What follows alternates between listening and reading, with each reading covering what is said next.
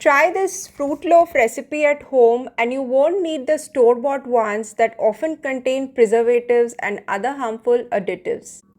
I'm using a carbon steel loaf tin. This heats up more than aluminium. That's why I first line it with aluminium sheet and then with parchment paper. And I've greased the parchment paper with little oil. In a bowl, take water 70 ml and milk 100 ml. This should be skim milk, not full fat milk. Heat the mixture, then add sugar and stir until it dissolves. Before adding the yeast, check the temperature of the mixture. It should be lukewarm, not hot, not cold. Adding instant dry yeast 6 grams, that is 1 teaspoon leveled and 1 teaspoon little less. Also adding 1 teaspoon vanilla essence. Now sift and add plain flour or maida 250 grams, salt half teaspoon and milk powder 15 grams. Mix everything well and start kneading. The dough will be very moist and sticky at first. Use the tearing method as shown in the video and continue kneading for about 5 minutes. As you knead, the flour will gradually absorb the liquid and the dough will become firmer and more manageable. After 5 minutes, take a scraper, grease the edge of the scraper and use it to release the dough from your hands and the work surface. Then gather it into a ball. Now we will add the fat.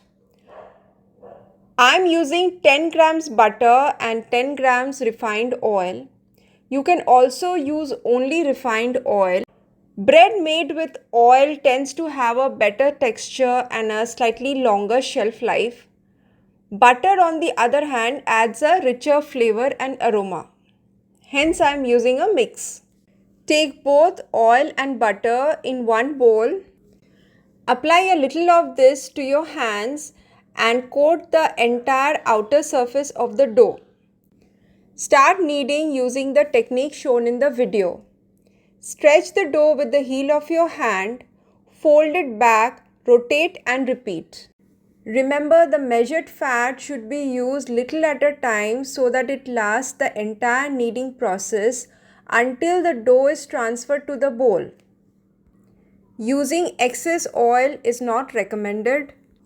Continue kneading for another 5 minutes, so total kneading time will be approx 10 minutes. Now flatten the dough slightly and add the dry fruits. I am using tutti frutti and dried blueberries. Fold the dough over the fruits. Shape it into a smooth ball by tucking in the edges. Grease a bowl with a little oil and transfer the dough to it. Lightly coat the top of the dough with oil, cover it well and keep it in a warm place and let it rise until it doubles in volume. This should take 30 minutes to 1 hour depending on the room temperature. Once the dough has doubled in size, gently punch it down to release the excess air. Transfer it to your work surface and knead lightly for a few seconds. Now flatten the dough again and roll it into a log as shown in the video. Tuck in both sides so that the length of the log matches the length of your loaf tin. I am using a 9-inch loaf tin. Transfer the dough to the prepared tin and gently press it so that it fills the entire base evenly. Now apply milk wash on top. I use a mixture of milk with little sugar and butter.